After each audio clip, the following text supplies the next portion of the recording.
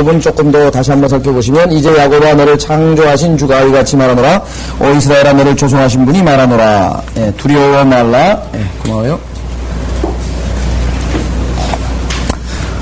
내가 너를 구속하였고 내가 너를 지명하여 불렀나니. 자, 여기서 이게 지명하여 불렀다니라고 하는 표현이 조금 이게 by thy name인데요. 내 이름으로 불렀나니 하고 조금 어색하죠. 이름으로 불렀다는 얘기는 뭐예요? 친한 친구 사이란 뜻이죠. 친구처럼 내가 너를 불렀다 이거죠. 그죠? 이름으로.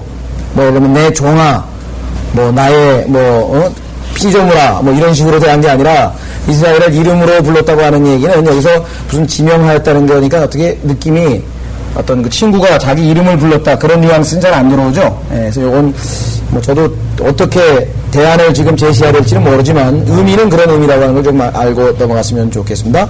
그래서 우리는 이스라엘에게 1차적으로 말씀하셨지만 2차적으로 우리에게 영적으로 다 해당되는 것을 지난 시간에 좀 살펴보았었습니다. 하나님께서는 계속해서 이사야서에 들어오셔서 두 가지로 자기 자신을 계시하시는데 하나는 예언을 하실 수 있는 능력이 있는 분, 인간과의 차이점, 그 다음에 창조주인 것을 계속해서 이사야서를 통해서 강조하고 계신다고 말씀을 드렸습니다. 자, 보호, 내가 물들을 통과할 때도 내가 너와 함께 있을 것이며 내가 강들을 통과할 때도 물이 너를 덮치지 못할 것이라. 사실 이 내용 자체는 문자 그대로 이스라엘 백성에게 다 해당됩니다만은 그리스도인들에게도 우리의 삶에서 영적으로 매일매일 어려움과 모든 고통과 그런 것들을 시련을 다 이겨나가게 해주고 도와주시는 그러한 분들이라고 하는 것을 우리가 다 알 수 있죠. 걸을 때도 타지 않을 것이며 사실 다니엘의 세 친구들은 불 속에서 타지 않은 실제적으로 타지 않은 사건도 하나님이 보호하신 것도 있고 또 우리가 보는 것처럼 이스라엘이 비록 그 불타오르는 가시떨기에서 타지 아니한 그런 것으로 봤을 때에도 적용할 수 있고 우리 삶에서 불과 같은 시련이라고 적용할 수도 있고 그래서 우리는 지난 시간에 이 부분은 쭉 확인을 해본 바가 있었습니다. 자, 이는 내가 주 너의 하나님이여 이스라엘의 거룩한 분이며 너의 구주임이라. 내가 내 몸값으로 이집트를 주었으며 이집트 여러분 아시다시피 파라오로 이스라엘 백성에게 생명으로 주신 거나 마찬가지죠. 그래서 이집트는 과거적 사건이라고 한다면 너를 위하여 에티오피아와 스바를 주었노라. 이것은 아마 실제적으로 역사적으로 이루어지지 않았기 때문에 미래에 주님 주실 가능성이 있겠다고 말씀드렸습니다. 자, 너는 내 눈에 진귀하였고 존귀하였기에 내가 너를 사랑하였노라. 이것도 이스라엘뿐만 아니라 우리에게도 영적으로 적용되고 특히 솔로몬의 노래에서 주님께서 우리들을 그렇게 부분부터 발까지 부분 사랑스럽게 묘사하고 있는 모습에서 우리가 확인해 볼 수 있다고 말씀을 드렸습니다. 그러므로 내가 너를 위하여 사람들을 주고 내 생명을 위하여 백성들을 주리라. 사실 이스라엘 백성들을 구해내기 위해서 하나님께서 많은 사람들을 주었습니다. 많은 국가들을 멸망시켰고 또 생명을 위하여 백성들을 주리라. 우리도 모릅니다. 우리를 살리시기 위해서 하나님께서 어떤 사람들을 희생시켰는지는 우리 모르죠. 나를 살리기 위해서 하나님께서 실제적으로 내가 지나온 인생 동안에 하나님 보시기에 마땅히 처벌받아야 될 그런 사람들이 있어서 내가 어려움을 당해야 되는데 그 사람이 내 대신 고통을 당했는지 목숨을 잃었는지는 우리가 알 수 없습니다. 자, 어쨌거나 여기는 1차적으로 이스라엘에 대한 말씀이고 이스라엘을 공격한 여러 나라들 우리는 성경에서 잘 알고 있습니다. 자, 그래서 이제 5절 두려워 말라 이는 내가 너와 함께 있음이라. 내 씨를 동쪽으로부터 바벨론 포로 그 다음에 서쪽으로부터 너를 모을 것이며 동쪽으로부터는 이미 역사적으로 한번 있었지만 적어도 서쪽으로부터는 역사적으로 봤을 때는 없었다고 말씀했습니다. 그래서 이제 영국, 미국을 비롯한 지금 유태인들이 1948년에 왔고 앞으로 더 오게 될 그런 미래적 재림과 연관된 구절이고 내가 북쪽을 향하여 말하기를 포기하라 할 것이며 자, 북쪽도 마찬가지입니다. 북쪽에서 러시아라든가 뭐 독일이라든가 이런 나라들로부터 이제 많은 유태인들이 올라왔죠. 예. 남쪽을 향하여 말하기를 감금하지 말라 하리라. 남쪽에서는 우리가 역사적으로 봤을 때 이집트에서 노예 생활을 했기 때문에 이집트를 예를 들자면 역사적으로 있었다고 할 수 있지만 미래에는 동서남북 재림 때에는 모든 곳으로부터 하나님께서 다 이스라엘 백성들을 불러 모으시는 거죠. 너를 모을 것이며 감금하지 말라 하리라. 내 아들들을 먼 곳으로부터 내 딸들을 땅끝으로부터 데려오리라. 자, 그래서 여기에서 우리가 오해하기 쉬운 내용이 하나 들어가 있는데 아들들과 딸들이라고 하는 표현 때문에 여러분 잘 아시는 스코필드 주석 성경에서 이것을 창세기 6장에 하나님의 아들들과 딸들에다가 연관을 시켜서 참조구절로 즉 크로스 레퍼런스로 찾아서 같은 구절로 지금 연결을 시켜놨는데 전혀 잘못된 것이라고 말씀을 드렸죠. 왜? 아시다시피 창세기에 나와 있는 하나님의 아들들은 욥기에 나와 있는 천사들을 얘기하는 것입니다. 그러나 여기에 나와 있는 하나님의 아들들은 이스라엘 사람들이 하나님의 아들들과 딸들로 지금 뭐예요? 받아들여지고 있는 것이죠. 그렇죠? 이스라엘이 하나님의 아들들과 딸들로 여기에서는 지금 묘사되어 있는 것이니까 서로 다른 얘기라 이거예요. 구약에서 하나님의 아들들 했을 때에는 1차적으로 천사들이고, 이 경우에는 아들들이 아니에요. 아들들과 딸들에서 이스라엘 백성들 전체를 묶음으로 표시한 것이라고 말씀을 드렸습니다. 그래서 우리는 창세기 6장에 나오는 하나님의 아들들과 여기에 나와 있는 내 아들들과 내 딸들이라고 했을 때는 다른 의미다. 구분하셔야 되는데, 이것을 같은 것으로 보게 되면 성경을 잘못 꿰맞추게 돼서 아주 잘못된 해석이 나오죠. 그래서 여러분들 아시는 것처럼 셋의 아들들은 하나님의 아들들이 되고 카인의 아들들은 사람의 딸들이 되는 엉뚱한 결과가 빚어지고, 그렇게 되면은 어떻게 셋의 아들들하고, 경건한 셋의 아들들하고 카인의 딸들하고 결혼을 했는데 소위 말하면 거인이 등장했는가, 이런 문제서부터 시작해가지고 성경이 그냥 막 뒤죽박죽이 되고 엉망이 됩니다. 우리가 성경 관련 구절들을 찾을 때에는 정확하게 그게 문맥적으로 봤을 때 해당되는지 아니 되는지를 우리가 항상 염두에 두셔야 된다고 말씀을 드린 적이 있었습니다. 예. 자, 그래서 7절에 곧 내 이름으로 불리는 자는 모두 다 데려오라. 여기서 물론 이스라엘에 대한 얘기입니다. 그러나 그리스도인에게도 적용이 됩니다. 이는 내가 곧 내 영광을 위하여 그를 창조하였고 내가 그를 조성하였나니 정녕 내가 그를 지었음이라. 진화가 된 것이 아니라 지었다고, 창조하셨다고, 만드셨다고 이렇게 성경에서 하나님께서 말씀하시고, 그 다음에 아주 중요한 내용이 나와 있습니다. 무엇입니까? 내 영광을 위하여 그를 창조하였고. 이사야서 43장 7절은 하나님께서 인간을 창조하신 목적이 기록되어 있습니다. 하나님의 영광을 위하여 이렇게 되어 있습니다. 만약에 오늘 하루에 내가 사는 동안에 한순간이라도 그 무엇으로 내가 하나님께 영광을 돌렸는가? 기도하면서, 성경 읽으면서, 하나님을 찬양하면서, 감사하면서, 이웃에게 복음을 전하면서, 아니면 주님께서 나에게 주신 바 임무를 수행하면서 나에게 시키신 일을 열심히 함으로써, 뭔진 모르지만 오늘 내가 하루에 했던 그 무언가, 그 무엇으로 오늘 하루를 내가 하나님께 영광을 돌리지 못했다면 매일매일은 누적되는 거죠. 그래서 항상 우리가 잊지 말아야 될 것은 하나님의 영광을 위해서 내가 창조되었다. 영광이라고 하는 것은 무엇입니까? 그렇게 어려운 게 아니에요. 자랑하는 것입니다. 다른 사람 앞에 자랑하는 거예요. 왜요? 정말 우리 하나님은 어떠한 분이시다. 하나님은 기도하면서 자랑할 수 있습니다. 하나님은 실로 위대하신 분입니다. 그렇게 기도하시고, 하나님 정말 자비하신 분이십니다. 하나님은 정말 신실하신 분입니다. 그렇게 해서 하나님께 찬양하면서 우리가 영광 돌릴 수 있죠. 영적인 제물들을 드릴 수도 있고. 그래서 오늘 하루에 살면서 하나님께 어떤 방식으로 내가 영광을 돌렸는가, 이것도 우리가 한번 점검해 봐야 될 그러한 것입니다. 창조 목적이 기록되어 있죠. 창조 목적이. 우리는 지난번에 고린도후서 5장에서 우리를 위하여 죽으신 그분을 위해서 살도록, 왜? 그것이 우리의 기쁨이니까. 자기 자신을 위해서 살면 밥존 시니어 목사가 얘기하신 것처럼 그것은 바로 시체의 심부름꾼을 하다가 일생을 다 보낸 것과 마찬가지라 그랬다. 자기를 위해서 사는 것, 주님을 위해서 살 때 그것이 보람 있는 인생이라고 말씀을 했습니다. 그래서 로마서 1장 4절에 보면 1장에 보면 뭐가 나왔습니까? 인간들이, 이방인들의 죄가 쭉 열거되어 있는데 그 죄 중에 첫 번째 나오는 게 뭐예요? 하나님께 뭐예요? 합당한 영광을 돌리지 아니하였다. 감사치 아니하였다. 그렇죠? 창조의 목적에 어긋나잖아요. 그럼 벌써 빗나간 거지. 창조 목적이 하나님께 영광을 돌리기 위한 것인데 영광을 안 돌렸으니까 뭐예요? 거기서부터 이방인들, 즉 예수 그리스도를 믿지 않는 모든 사람의 죄는 출발이 돼서 그 다음에 뭐예요? 심지어는 짐승에게, 피조물을 하나님보다, 창조주보다 더 섬기고 결국은 나중에 가면 30여 가지인가요? 온갖 죄악의 열매들, 즉 하나님께 영광 돌리지 아니하고 감사치 아니한, 하나님을 믿지 아니한 그 결과가 죄악들이 나열되어 있는 것이지, 이것은 열매일 뿐이지 시작은 어디에서 됐는가? 하나님의 창조 목적에 부합되지 않게 살 때 그건 벌써 죄악의 시작이 되는 것이죠. 예.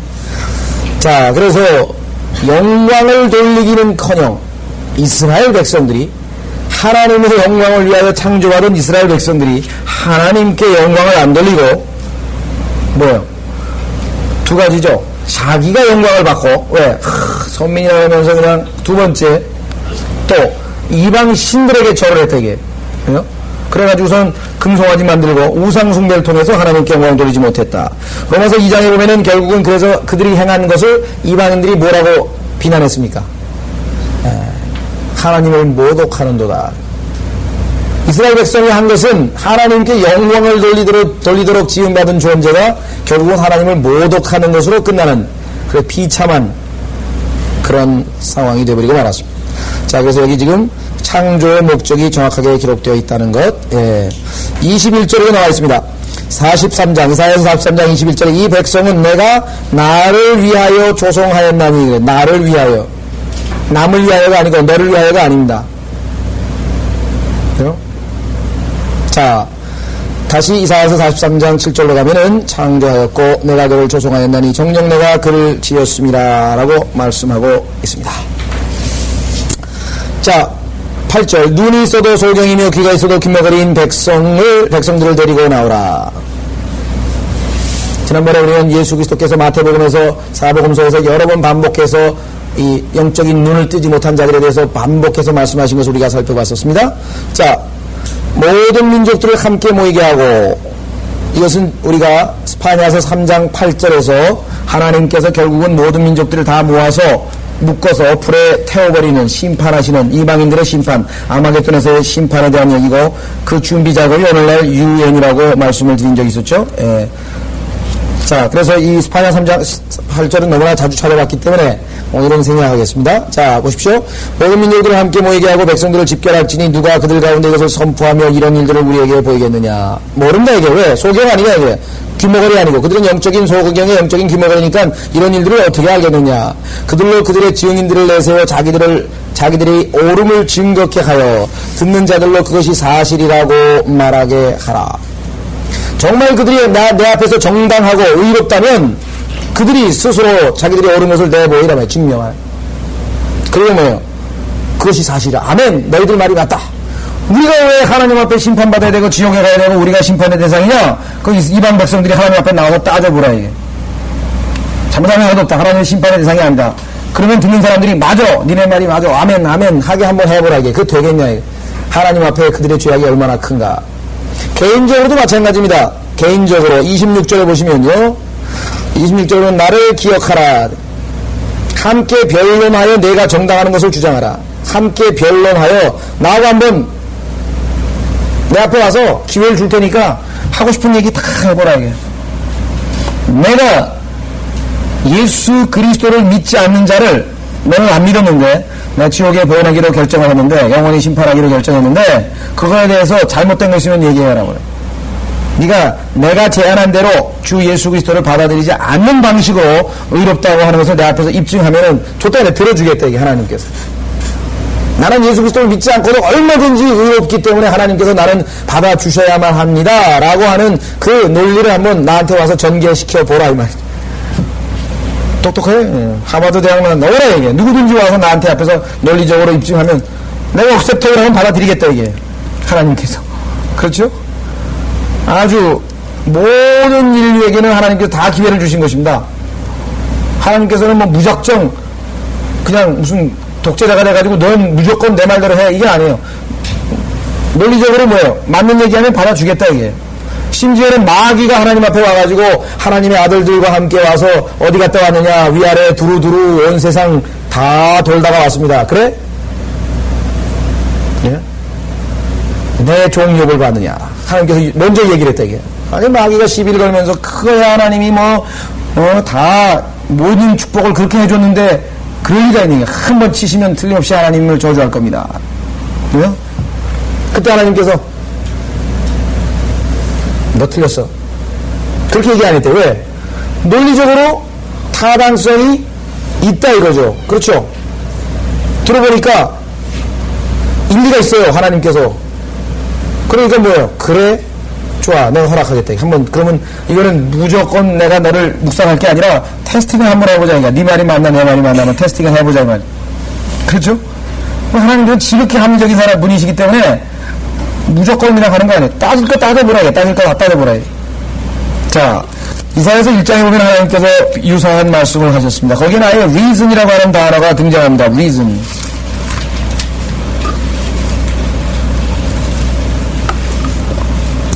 자, 하나님께서 뭐라고 얘기하냐면요. 18절, 이제 오라, 우리가 서로 변론하자. 이 변론이라고 하는 단어는, 개혁성경과 똑같은 단어 잘못됐다고 그랬죠. reason이라는 말은 뭐, 변론이 틀린 건 아니래요. 왜냐면 자기가 논쟁을 해서 내가 옳다, 네가 옳다 하니까 조금 의역하면은, 그런데 우리 생각에는 좀, 글쎄요. 논쟁하자고 번역하기가 좀 어색해서 그런 것 같아요. 근데, 하여간 의미를 묻던 아십시오. 저희가 여기서 무슨 번역할 단어를 결정할 수는 없는 거고, 그러니까 의미가 지금 reason이라는 용어가 들어가 있다. 주가 말하니 너희 주여들이 주홍 같을지라도 눈같이 이게 될 것이요 진홍 같을지라도 양털같이 되리라. 어떤 사람은 예수 그리스도를 믿는 사람만 천당에 보내고 다른 사람들은 다 지옥에 보내는 것은 reasonable하지 않다. 합당하지가 않다. 합리적이지 못하다. 이렇게 얘기를 합니다. 근데 그거는 reason이 좀 잘못돼서 그렇죠. 왜? 100% 완전히 거룩하고 완전히 의로우신 하나님 앞에 우리가 인간의 의를 제시해서 한 순도 50%, 60% 가지고 이 정도면 됐지, 이 정도로 깨끗하게 살면 됐지, 이 정도로 양심껏 살면 됐지, 왜 안 받아주십니까? 그렇게 얘기할 수 있냐 이게. 하나님께서는 100% 완벽한 의를 가져오라 이게. 내가 받아주겠다 이게. 그러니까 인간은 뭐예요? 나는 100% 의로운 의가 없습니다. 그래? 그러면 네 의를 내려놔. 내가 줄 테니까. 그런데 싫다고, 싫습니다라고 하는 사람이 지금 구원 못 받는 사람인데, 한마디로 하자면, 그게 왜 리즈너블 하지 않냐, 이게. 네가 못하는 걸 알기 때문에, 네가 100% 내가 요구하는 의를 다 달성할 수 없기 때문에, 내가 그 의를 만들어서 너에게 주겠다는데, 네가 싫다고 해놓고 왜, 어떤 게 합리적이에요? 어떤 게 리즈너블 하냐고요? 지가 할 수 없는 능력이면 뭐예요? 자기가 들을 수 없는 물건이면 옆 사람한테 좀 들어달라고 하는 게 그게 합리적인 사람이지, 그거를 그냥 막 들리지도 않은 거를 막 무거운 거를 끙끙거리면서 들어보려고 발버둥을 치고 1시간 보내고 2시간 보내고 그러다가 인생 다 보내는 게 옳은 거냐고요. 자존심 때문에 그런 거죠. 내려놓고 좀 들어주세요. 그럼 뭐 이런 역도선수가 그냥 탁 들으면 되는데, 하나님께서 그냥 의의를 주시겠다고 하는데 안 받아들이는 것이 과연 리즈너블한 것이냐고 생각해보자 하면. 그래서 여기 지금 하나님께서는 이사야 43장에서 민족들에게도 얘기를 하는 것이고, 그 다음에 이사야 43장 26절에서는 함께 들려는 내가 정당한 것을 주장하라. 개개인들에게도 한번 내 앞에 와서 한번 얘기해보라. 자, 다시 이사야서 43장 9절로 가셔서요. 10절. 주가 말하노라 너희는 나의 증인이요 내가 택한 나의 종이니. 아주 중요합니다. 증인이에요. 어떤 증인이냐? 하나님만이 유일하게 참 하나님이라고 하는 사실을. 그래서 모든 이방 민족들에게 너희가 만들어놓은 우상, 너희가 만들어놓은 형상, 너희가 믿는다고 하는 그러한 잡신, 너희가 믿는다고 하는 그러한 모든 것들은, 신들은, 마귀들, 그건 뭐다? 잘못된 것이고, 이스라엘의 주 하나님 한 분만이 참 하나님이라고 하는 것을 증거할 수 있는 증인이 바로 이스라엘이에요. 그렇죠? 이집트의 수많은 신들이 파라오를 도와줬지만 파라오는 하나님 앞에 꼼짝 못하고 다 당했다. 그럼 역사적으로 이스라엘 백성들은 항상 뭐예요? 그들의 의가 아니라 그들은 뭐예요? 항상 형편없었는데 하나님께서 항상 그들을 보호하셔가지고, 뭐 때문에? 증인이다, 이게. 증인. 그렇죠? 자, 그래서 주가 말하노라 너희는 나의 증인이요 내가 택한 나의 종이니 이는 너희가 나를 알고 나를 믿고 또 내가 그인 것을 알게 하려는 것이라. 내가 내 앞에 지음을 받은 하나님이 없었으며 내 뒤에도 없으리라. 나만이 하나님이라고 하는 것을 증거할 수 있는 자가 바로 너희 아니냐. 너희처럼 그렇게 수많은 이적과 기적을 겪고 그렇게 복을 받고 이집트에서 그런 엄청난 사건을 겪고 도대체 그런 민족이 어디 있느냐, 이렇게 주님께서 말씀하고 계시는 것이죠. 예. 당연히 그리스도인도 뭡니까? 주님께서 사도행전 1장 8절에서 너희는 내게 증인이 되리라고 분명하게 말씀하셨습니다. 그리스도인에게 영적으로 얼마든지 적용할 수 있죠? 우리는 증인이 되리. 증인이 입 다물고 묵비권을 행사하면 어떻게 되겠어요? 안 되죠. 증인이라고 하는 것은 한마디로 얘기하면 입을 벌린다는 거 아닙니까? 입을 벌린다. 증언을 하는 거니까. 증언은 뭐예요? 보고 들은 것, 있는 사실을 그대로 하는 것이 증언이죠. 그렇죠? 꾸미는 것도 아니고, 덧붙이는 것도 아니고, 지가 아주 멋있게 미화시켜서 멋있게 얘기하는 것도 아니고, 있는 것을 그대로 증거하는 것. 그걸 증인이 해야 되는 일입니다. 우리도 증인이고, 이스라엘 백성도 증인이고, 그러니까 여호와의 증인이 오면, 네가 참 증인인지 내가 증인인지 한번 내기를 하자. 넌 뭘 증거할 거냐? 넌 무슨 증언을 할 거냐? 한번 해요? 여호와의 증인은 네가 아니고 나다 이거야. 그렇죠. 여호와의 증인은 네가 아니고 사실은 우리라고 얘기를 해. 왜? 거기 보면 여호와란 단어가 그 밑에 나와 있어요. 보세요. 11절 뭐라고 돼 있어요? 나 곧 주요 나 외에는 구주가 없느니라. 자, 주가 말하노라 그랬는데 여기 뭐라 그랬어요? 내 앞에 지음을 받은 하나님이 없으면 내 뒤에도 없으리라. 그러면 10절에 나와있는 주가 말하노라의 주가 곧 유일한 하나님이란 말이잖아요. 왜? 없다 그랬잖아요. 앞에 지음받은, 나보다 먼저 지음받은 하나님 없고 내 뒤에도, 이 내 앞에란 말은 공간적 개념이 아니라 내 앞에란 말은 시간적 개념입니다. 나보다 전에 그런 뜻이에요. 우리가 시간 공간 두 가지 다 쓰이죠. 앞에란 말은요. 예. 내 앞에 해 네가 뭐 이럴 때 좀 사투리 같지만 나보다 먼저 하란 말이죠. 자, 나보다 먼저 지음을 받은 하나님이 없었으면 내 뒤에도 없으리라. 그러면 한 분밖에 없다는 소리인데 예수 그리스도는 뭐예요 그럼? 하나님이 아니시면 가짜가 되는 거 아니에요? 다른 하나님이면. 그 여호와의 증인은 틀렸고. 두 번째 11절에 나 곧 나는 주여 나 외에는 구주가 없느니라. 구주란 말 뭐예요? Savior. 그럼 여기 나와 있는 주는 대문자 L-O-R-D 크게 새카맣게 굵은 글자로 쓴 주는 그게 바로 여호와인데 다른 성경에서는 여호와라고 그냥 놔뒀죠. 여호와인데 그 여호와가 곧 누구예요? Savior, 구세주 아니에요. 그러면 신약에서 구세주가 누구예요? 예수 그리스도 아니에요. 근데 그 예수 그리스도 이외에는 구주가 없다 그랬어요. 그럼 여호와, 로드하고 예수 그리스도하고 뭐예요? 같은 분이지. 그 여호와의 증인은 여기서 또 한번 두 신이 아니고 한 분인데 둘로 나누어서 알고 있는 것 잘못된 것. 그래서 여기서는 지금 여호와의 증인들이 아주 10절과 11절에서 우리가 이 말씀을 가지고 그들을 적어도 우리 스스로 방어할 수는 있습니다. 앞에도 없고 뒤에도 없고 한 분밖에 없다 하나님. 그럼 예수 그리스도도 하나님. 또 그 주가 곧 뭐예요? 구세주가 돼야 돼. Savior. 한 분뿐이다. 예수 그리스도가 바로 그분이시다. 13절 12절 너희 가운데 어떤 이방신도 없었을 때 아직은 타락하기 전이죠. 나중에는 온갖 이방신들을 잡신들을 많이 섬겼잖아요. 이스라엘 백성들이. 너희 가운데 아직 가운데 어떤 이방신도 없었을 때 애굽에서 말이죠. 내가 선언하였고 구원하였으며 또 내가 보여주었도다. 온갖 기적을 보여주면서 하나님께서 이제 완전히 입증했죠. 그러므로 너희는 나의 증인들이라. 중요한 사실입니다. 목격자 아니에요 이게 목격자. 모세도 구약성경에서 아주 중요한 것입니다. 그리스도교, 기독교라고 하는 것이 역사적 사실에 근거하다고 하는 것은 모세가 너희가 보았고 들었느니라 그 얘기를 자꾸 반복해서 하는 거예요. 우리는 기독교라고 하는 것이 도덕적인 체계만 얘기하는 게 아니에요. 무슨 착하게 살아야 된다, 뭐 무슨 원수를 사랑해야 된다. 이건 뭐 다른 것도 다 할 수 있어요. 혼자도 좋은 얘기만 하지 나쁜 얘기 하나요? 근데 기독교라고 하는 것은 우리가 갖고 있는 그리스도인의 신앙이라고 하는 것은 역사적인 사실에 바탕을 둔 것이라는 거죠. 그래서 뭐요? 이집트에서 네가 보고 듣지 않았냐 이게. 그죠? 실제적으로. 그 여기서도 지금 뭐예요? 나의 증인들이라 보았다. 나는 하나님이라 주가 말하노라. 정령 날이 있기 전에 이전부터 나는 그니.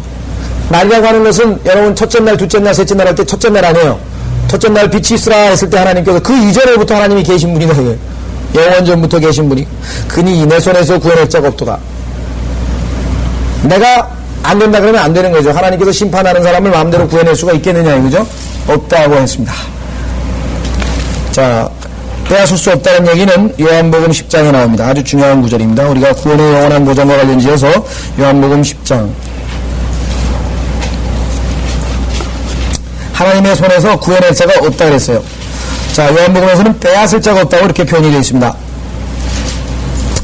요한복음 10장 28절 내가 그들에게 영생을 주노니 그들은 영원히 멸망하지 않을 것이며 또 아무도 나의 손에서 그들을 빼앗지 못할 것이니라.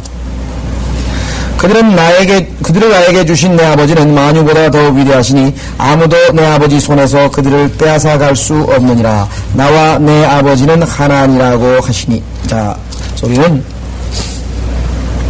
하나님 손에서 아무도 구해낼 자가 없다고 얘기했고, 다시 이사야서 43장 13절 내가 실행하리니 누가 그것을 저지하리요. 하나님이 하시겠다는 막을 사람이 누가 있겠냐. 자, 여기서는 우리가 영어 단어 하나를 배우는데요, let라고 하는 단어가 나와 있습니다. let. 현대어에서는 이것이 allow의 뜻으로 쓰이죠. 다시 말하면 let me speak, 나 말 좀 합시다. 그래서 나에게 말하는 것을 허락하라, 이게 직역을 그럼 자기가 말하겠다 이 말이겠죠. 그래서 허락하다는 뜻으로 주로 쓰이지만 성경에서 let라고 하는 단어가 저지하다, 방해하다는 뜻으로 종종 쓰입니다. 아주 좋은 예 중에 하나죠. 우선 많이 찾을 수는 없고요. 로마서 1장에 보면 그와 같은 용법이 하나 있어요.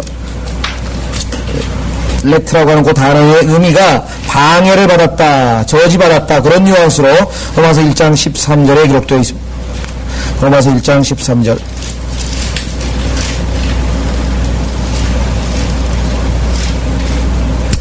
자, 로마서 1장 13절에 형제들아 이제 나는 너희가 모르는 것을 원치 아니하오니 내가 다른 이방인들 가운데서 마찬가지로 너희 가운데서도 다소 열매를 거둘까 하여 여러 번 너희에게 가려고 시도하였으나, 거기 보면은 지금까지 방해를 받았느니라 할 때 그 단어가 바로 let라고 하는 단어가 나와 있습니다. 그래서 prevented, 다시 말하면 그 방해를 받았다 이 말이죠. 저지를 받았다, 그런 뉘앙스로 쓰였습니다. 참고로 그냥 하시고요. 자, 다시 이사야서 43장 14절 오시면, 이사야서 43장 14절 너희의 구속자여 이스라엘의 거룩한 분 주가 이같이 말하노라. 너희를 위하여 내가 바빌론에 보내어 배 안에서 울부짖는 그들의 모든 귀인들과 갈대아인들을 끌어내려 왔도다. 실제적으로 바빌론의 배와 관련된 구절은 성경에서 그렇게 찾기가 힘듭니다. 역사적 사건으로 봤을 때도 맞겠죠.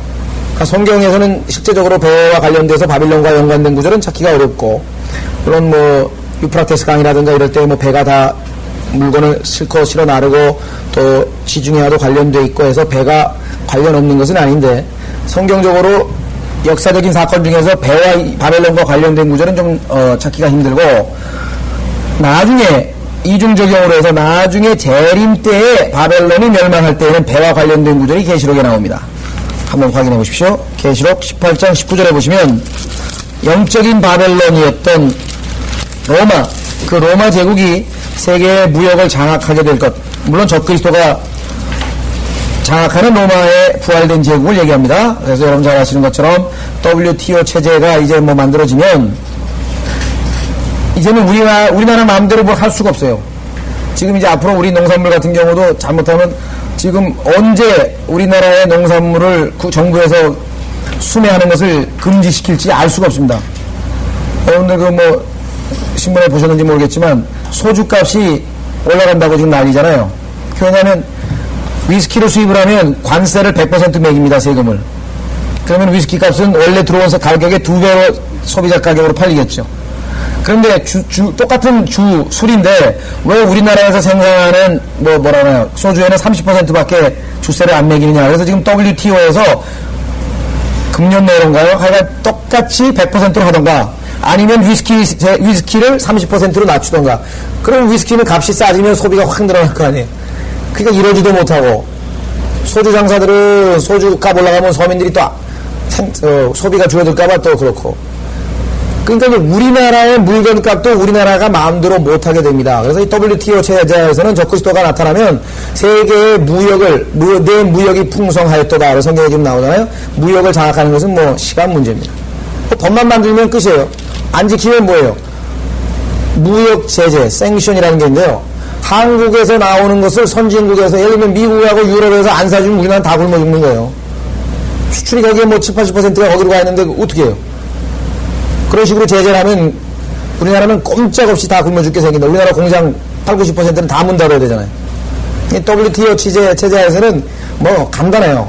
그래서 여기 지금 계시록 18장에 보면은요, 이 상인들이 11절서부터 보면은 또 땅의 상인들도 그녀로 인하여 울고 애통하니 이는 이제 자기들의 상품을 사는 사람이 더 이상 없기 때문이라면서 그 상품들의 명단이 쫙 나오는데, 금과 은과부터 시작해가지고 얼마나 세상 사람들의 가치관이 잘 나와 있습니까? 금이 제일 최고고요. 은과 보석, 진주와 세마포, 자수색, 옷감, 비단 쭉 가다가 뭐요? 계피, 향료, 향유, 유향, 포도주, 기름, 고운가루 끝에 가서 뭐요? 사람들의 혼. 그러니까 20년에는 뭐 아무것도 아니에요. 사람들의 혼은 이제 뭐 이제 복제해가지고 2004년에는 이제 나온대요. 아예 복제 인간이 지금 나오는데 2004년에는. 그때까지는 안 갈 것 같지만, 우리 생각에는. 하여간 2004년에 복제 인간이 뭐 만들 수 있는 기술이 지금 거의 다 갖춰있다 그러잖아요. 자, 19절로 가보세요. 그리고 그들은 티끌을 자기들의 머리 위에 뿌리고 소리질러 울고 통곡하며 말하기를 슬프도다 슬프도다 큰 도성이여 바다의 배를 가진 모든 자가 그녀의 값진 상품으로 치부하였는데 일시에 그녀가 황폐하게 되었도다. 로마의 본부를 둔 적그리스도가 전세계 무역을 장악하게 될 것을 참고 구절을 우리가 찾아볼 수가 있습니다. 그렇죠? 네. 자, 15절로 가셔서요. 나는 주여 너희의 거룩한 분이며 이스라엘의 창조주여 너희의 왕이니라. 뭐 이것은 이스라엘에게는 너무나 분명한 사실이죠. 그래서 예수 그리스도를 왕이라고 칭한 그것이 어디에 나옵니까? 예수님의 십자가의 명패의 왕이라고 딱 찍혀있죠. 그건 공식적으로 그분이 왕이라고 하는 것을 입증하는, 임명하는 딱 왕이라고 찍혀있지 않습니까? 자, 16절이요. 주와 이같이 말하노라. 바다의 길을 내고 거센 물들의 작은 길을 내며 병거와 말과 군대와 권세를 이끌어내니 그들이 함께 엎드려 일어나지 못하리로다. 그들은 소멸되고 꺼진 심지 같도다. 자, 16절은 예수 그리스도의 재림이네요. 바다의 길을 내고, 여러분 잘 아시는 것처럼 저 깊음의 바다를 얘기하는 것이죠. 하늘에서, 셋째 하늘에서 있는 그 깊음의 바다의 길을 내고 거센 물들의 작은 길을 내며 병거와 말과 군대와 권세를 이끌어내니, 영적인 하나님의 자녀들을 흰말을 타고 주님께서 앞서서 모든 사람들을 데리고 내려와서 그들이 함께 엎드려 일어나지 못하리로다. 그러니까 여기서는 지금 16절에는 영적인 그런 뭡니까? 군대들에 대한 얘기는 안 나와 있고요. 17절에 나와 있는 병거, 말, 군대, 권세는 지상에 있는 아마겟돈에 모여있는 지상의 군대들을 얘기하는 거네요. 그래서 그들이 엎드려 일어나지 못하리로다. 주님에게 말씀의 칼로 심판을 받아서 엎드려 일어나지 못하는도다. 심판을 얘기하는군요. 그래서 꺼진 심지 같다라고 얘기했습니다. 아마겟돈에서의 멸망에 대한 언급입니다. 자, 18절. 너희는 이전 일들을 기억하지 말며 옛날 일들을 생각하지 마라. 왜? 주님께서 새로운 일을 할 것이기 때문에. 그렇죠? 이스라엘 백성들에게 이제는 뭐예요? 이전 일들을 기억하지 말며 옛날 일들을 생각하지 말라. 너희가 2000년 동안 교회 시대에 많은 박해와 핍박과, 왜? 스스로 자기들이 뭐예요? 그의 위로운 피를 우리와 우리 자손에게 돌리라. 예수 그리스도 대신에 뭘 택했습니까? 시저, 적그리스도를 예표하고 있는 시저를 선택한, 우리에게는 시저 외에는 왕이 없나이다. 그것은 뭐예요? 과거에 금송아지 외에는 우리 신이 없나이다하고 똑같은 얘기입니다. 금송아지를 자기 신으로 하고 하나님을 버린 것처럼 초대 예수님 초림 때에도 예수 그리스도를 뭐예요? 버리고 시저를 택했던 그들의 비참했던 과거들을 다 잊어버리면, 보라 내가 새 일을 행하노니, 새 일을 하십니다. 이제 나타나리라. 그게 뭐예요? 너희가 그 일을 알지 못하겠느냐? 알려주겠다. 다 알게 될 거야 이 말이죠. 내가 정령 광야의 길을 사막의 강들을 내리라. 주님께서 시내산에 강림하셔서 이제 뭐예요? 왕의 대로를 따라 올라오십니다. 시내산에서 페트라를 거쳐서 에돔에 있는 세일산을 거쳐서 그 다음에 쭉 느보산을 해서 요단강을 건너서 예수 그리스도께서 입성하시는 그런 모든 과정에 보면은 광야가 있습니다. 사막의 강들을 내리라. 역시 사막도 있습니다. 그래서 결국은 어떻게 됩니까? 들의 짐승들이 나를 존경할 것이요 영들과 올빼미들도 그러하리라. 주님께서 이제 뭐예요? 진정한 왕이 오셨어요. 그렇죠? 지금 있는 들의 짐승들은요, 올빼미들도 그 어떠한 짐승도요, 이 땅에 있는 그 어떤 왕이 명령 내린다고 그 사람 시키는 대로 순종하는 것 봤습니까? 없죠. 근데 예수님께서는 벌써 뭐예요? 시범을 몇 번 보여주셨죠? 네. 물고기 세금 내라 그러니까 어떻게 했어요? 저기 가서 낚싯대를 던지면 물고기 한 마리가 잡힐 터인데 입을 열면 거기에 동전 하나가 있으니까 그걸로 너하고 나하고 세금을 내라. 그럼 물고기, 자연에 있는 그 물고기가 누구 말을 들어요? 예수 그리스도의 명령에 순종하느니. 그렇죠? 자, 또 나귀를 뭐예요? 끌어오라 주인이, 그죠? 쓰시겠다, 하나님께서 주께서 쓰시겠다 그래서 나귀를 보내죠. 그 외에도 주님께서 엽기에 보면 모든 동식물들의 뭐예요? 먹이를, 때가 되면 사자에게 먹이를 주는 자가 누구냐? 누가, 그죠? 들나귀가 들러 나가는 것을, 들에 나가면 먹이를 누가 준비해 주느냐? 뭐 이런 모든 내용들이 하나님께서 그것을 주관하시는 분이라고 하는 것을 성경에서 말씀하고 있습니다. 따라서 주님께서 다스리는 그때가 오면 천년왕국 때에는 영들도 올빼미들도 그러하리라. 이는 내가 광야의 물들을 사막의 강들을 주어 나의 백성 나의 택한 자로 마시게 할 것입니다. 이스라엘 백성들이 3년 반의 기근의 고통 가운데 적그리스도의 핍박 가운데 이제 결국은 뭐예요? 주님과 더불어 세계 최고의 메시아를 모신 그러한 나라가 되는 것을 얘기하고 있습니다. 자, 여기서 용들이라고 하는 단어, 지난번에도 말씀드렸습니다만은 다른 모든 성경에서는 이게 아마 타조인가요? 타조로 고쳤습니까? 아니면 뭐 제칼로 고쳤는지 잘. 영어 성경에는 뭐 타조로 고친 성경도 있고요. 제칼이라고 고쳐놓은 성경도 있고요. 우리나라는 모르겠어요. 어떤 데는 승냥이로 고쳤다가 어디에는 또 악어로 했다가 뭐 하도 다르게 여러 개를 막 고쳐놨는데, 영들, 영이 있으면 영들이 있고, 하나님의 아들이신 예수님이 있으면 하나님의 아들들이 있고, 주가 계시면 주들이 있고, 다 작은, 그죠?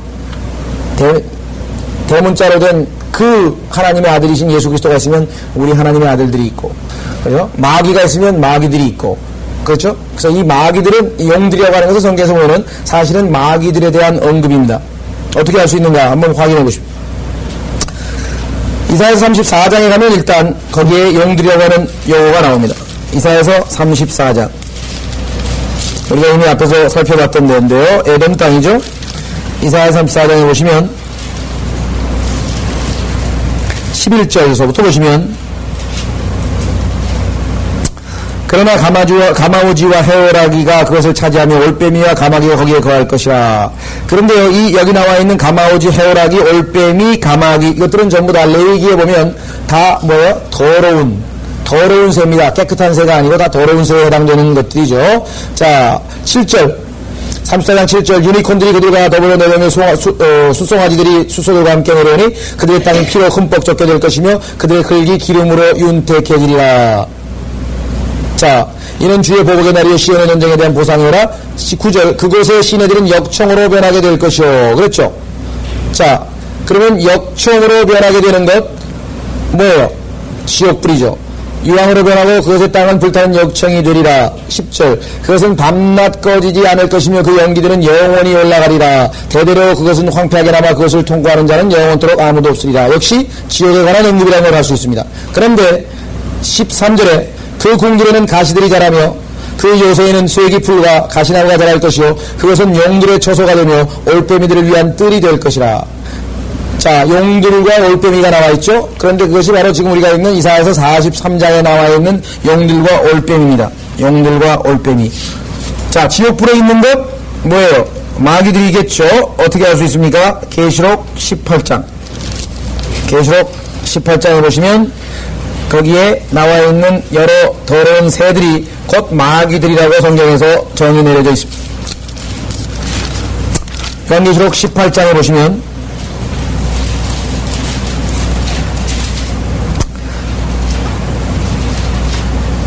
2절, 요한계시록 18장 2절.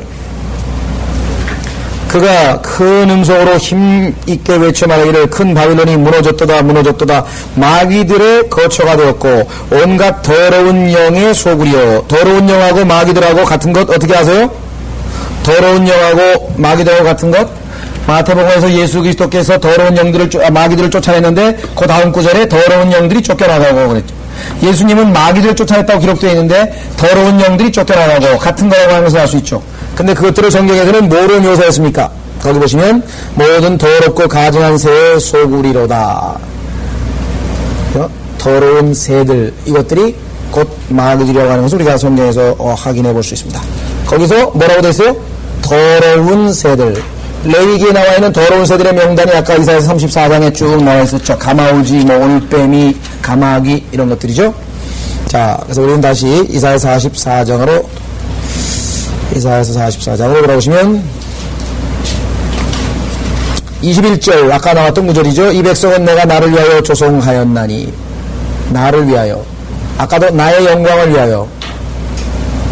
우리는 너무나 자기 중심적이고 때로는 자아의 노예가 되는 경우가 많기 때문에 얼핏 잊어버릴 때가 많죠. 주님께서 너는 내 것이라. 또 뭐예요? 너희는 주께서 핏값으로 사신 바 됐으니 네 것이 아니고 주님의 것이니까 내 자신 사람들에게 노예가 되지 말고 주님을 섬기라고.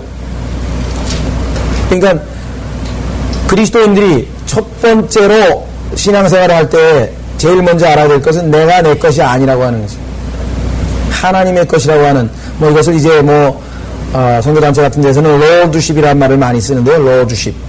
주님의 주님 되심, 소유주 되심, 이것을 우리가 강조를 많이 하죠. 그래서 이제 그것도 때로는 악용을 좀 하죠. 악용. 그 뭐야? 주님의 건데, 그죠? 그래가지고 일주일에 교회 한 5번 나오게 하고 한 달에 수련회 한 30번씩 가고 그래가지고 계속 나오라는 거예요. 그러면서 주님의 거야, 네 거 아니야, 나와. 그때는 뭐라고 해야 돼요? 주님의 거는 주님의 건데 나에게 맡기셨지 않습니까?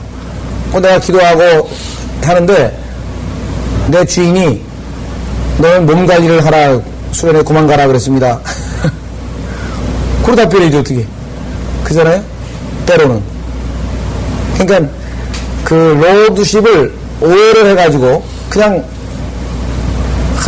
종일 교회에서 살고 종일 교회 일에만 붙어있고 이것이 주님의 주님 되심으로 오해하게 되는 경우도 많다는 거죠. 물론 그런 경우도 없지 않아 있겠죠. 그러나 일률적으로 그렇게 사람들에게 부담을 줘놓으면 기쁨이 아니라 의무감이나 두려움 때문에 그냥 가는 거예요. 교회 하루라도 안 들리면 이게 뭔가 좀 찜찜해서 영 그게 아니죠. 물론 어느 나라 같이 이 세상적인 분위기가 관영하고 또 정말 악한 영들이 마지막으로 역사하는 이런 때에는 대개 공통된 의견들이 그래도 교회에 최소한도 그렇죠. 주중에 한 번 모이고 주일에 한 번 모여서 말씀을 2번, 3번 그렇죠. 그렇게 하고 개인적으로 또 부족한 것은 요즘에 테이프도 있고 책도 있으니까 좀 보완하고 그렇게 해야 우리가 세상과 일치하지 아니하고 살아갈 수 있지. 그것 없이 만약에 우리가 신앙생활을 한다면 어떤 장사가 그 마귀의 그 힘을 이겨내겠어요? 물론 개인적으로 매일 성경 읽고 기도하고 그러면 됐다 싶지만요. 또 주님께서는 그게 아니거든요. 모일 때 베푸시는 그러한 은혜가 또 특별한 겁니다. 그래서 저희가 주중에 한번 모이는 것은 성경에 언제 주중에 모였습니까? 성경적 근거 대보십시오. 없지. 문제는 성경에 그럼 언제 주중에 안 모였느냐 그 증거 한번 대보라. 이게 역시 없지. 그러니까 우리가 주님 보시기에 우리가 일주일 내내 따로 떨어져 있어서 생활하는 것보다는 주중에 한번 모여서 특히 교회가 함께 기도하는 것은 꼭 필요하다. 주님께서 환경이 안 되시는 분들은 사실은 기도해서 여러분들 펜사콜라 같은 데 보면요 200km 보통 한 150마일 떨어진 곳에서는 수요일날 다 옵니다. 그러니까 우리는 이제 거기는 이제 고속도로가 달려 있으니까 한 70마일 달리고 또 워낙 그 사람들은 워낙 차 타는 걸 좋아하니까 어렸을 때부터 그냥 깐나랭이서부터 그냥 차 밖에 탄 게 없으니까 그래서 익숙하지. 한국에서는 사실 1시간 반, 2시간 거리면 먼 거죠. 그건 상당히 먼 겁니다. 그 수요일날 가가지고 좀 1시간 남짓 기껏해야 1시간 반 정도인데 그거를 위해서 왔다 갔다 3시간, 왔다 갔다 4시간 현대적인 산술 방식으로 하면 조금 그래요. 주님께 지혜를 달라고 하면 되죠. 가는 동안에 요즘에 테이프 같은 거 들으면서 할 수도 있고요. 그 다음에 아니면 지하철 타고 오는 사람들은 그 안에서 그죠? 회사 웬만한 업무 다 볼 수 있잖아요. 요즘에 다 책 보고 활용해서. 문제는 마음의 문제인 것 같습니다. 우리는 현실적으로 봤을 때 제가 그 문제를 강조할 수는 없어요. 왜냐하면 현실적으로 멀리 살기 때문에 1시간 안짝의 거리라 그러면은 사실 저도 좀 강력하게 촉구를 하고 싶어요. 제 개인적으로는 솔직히 말씀드려서 교회 공식 모임에 특별한 사유 없이 빠지는 게 이상해요. 저는. 왜냐하면 그래 본 적이 없기 때문에 제가 다른 사람 사정을 잘 모릅니다. 내가 특별히 일이 있어서 어디 가서 딴 일을 하면 그건 어쩔 수 없죠. 상황이 그렇게 됐고 하나님이 허락지 않은 상황이지만 그렇지 않은 경우라면은 뭐 오늘은 영 내키지가 않네 라든가 기분이 어째 우울해서 어째 그럴 수도 있죠. 사람이라는 게 영 교회 가고 싶지도 않고 오늘 어째 사람 만나는 것도 싫고 혼자 있고 싶은 마음도 있고 있을 거예요. 그래도 제 마음에는 불안해요. 그러니까 기쁨이 없어요. 뭐냐면 아니 형제들이 어딘가 모여서 그래도 뭔가를 하고 있는데 공식적으로 내가 거기 특별한 일도 없는데 거기 안 가고 있다는 것 자체가 저로서는 81년 제가 구원받은 다음에 한 번도 여태까지 그래 본 적이 없기 때문에 그게 참으로 이상하게 보이지만 우리 교회의 형편상 제가 그걸 사실은 얘기를 못하는 겁니다. 기도만 하는 거지. 주님이 여건을 만들어 주시고 조금 내가 멀지만 희생해서라도 여기 가서 그래도 형제들과 얼굴 보고 힘도 나고 같이 기도하고 그 시간도 주님께서 아마 기뻐 받으시는 시간이지 않을까 그런 생각이 좀 들었습니다만은 어쨌거나 자 나를 위하여 조성하였나니 그들이 나의 찬양을 보이리라. 주님을 드높이는 것을 우리가 나타내는 것입니다. 그래서 가장 어리석은 사람이 바로 뭐예요? 자기중심적인 신앙이라 그랬죠. 남을 간섭해서는 안 돼요. 그래서 지난번에 설교했지만 그렇죠? 남을 간섭해서는 안 되지만 자기 일에 몰두하고 자기 생각만 하고 자기 속에 파묻혀가지고 자기 근심, 자기 걱정, 자기 인생, 자기 진로, 자기 이러면 고개 콱 파묻혀가지고 다른 형제자매들에 대한 관심이 전혀 없다면 이건 상당히 심각한 가장 우려할 만한 증상이다.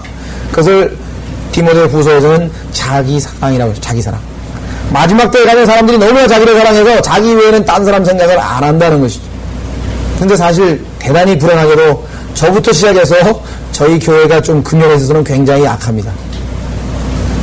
제가 아마 제일 주범인 것 같아요. 왜냐면 제가 좀 무심한 스타일이거든요. 제 일만 하지 남의 일을 별로 신경 안 쓸 뿐만 아니라 기껏 제가 관심 쓰는 건 기도하는 거예요. 기도할 때 그래도 좀 제가 관심 쓰고 그래도 간절히 기도하려고 하지만 사실은 그게 사람인데 저 형제가 정말 기도를 하고 있는지 어쩐지 어떻게 할까요?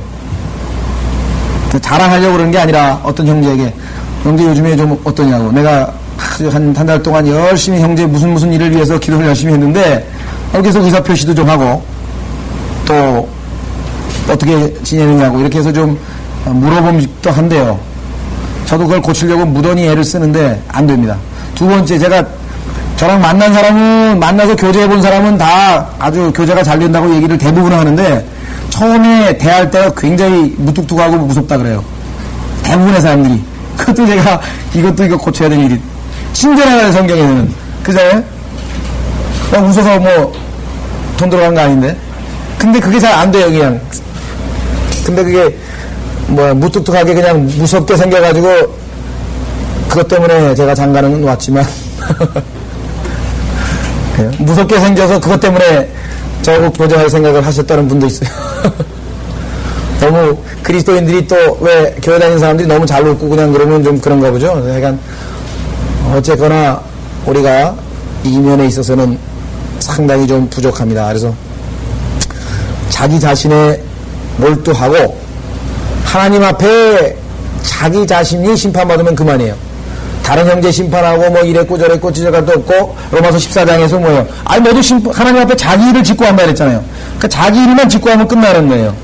다른 형제에 대해서 이러쿵저러쿵 할 필요 없어요. 그러나 우리가 무관심하는 것은 아니에요. 남의 짐을 지라 그랬잖아요. 자기 일만 돌아보지 말고 남의 일도 돌아보라. 왜? 사람들이 모두 자기 일만 돌아보고 주님의 일을 안 돌아본다고 얘기해요. 주님의 일을 안 돌아본다고 얘기했죠. 이 문제에 있어서 우리가 아주 좀 취약한 부분인 것 같습니다. 각자 자기 일들은 제가 알기로 알아서 다 똑똑 부러지게 잘들 알아서 하시는 걸로 제가 알아요. 그러나 우리가 다른 사람에 대해서 속으로 가지고 있는 관심과 표현하는 것은 좀 다르다는 거죠. 우리가 좀 표현도 할 줄 알아야 되겠다. 좀 전화도 좀 걸고 먹지로 거는 건 아니지만 저 요즘에 많이 고쳤어요. 전화도 오늘도 한 서너 통 걸고 하여간 자주 걸어요. 그러니까 우리 이 자기 문제, 이 문제는 디모데 후서에서 자기 사랑하는 것부터 모든 마지막 때의 이기주의가 다 나오는 거예요. 자기 사랑으로부터. 이 문제를 우리 다음 시간에 22절서부터 계속해서 하겠습니다.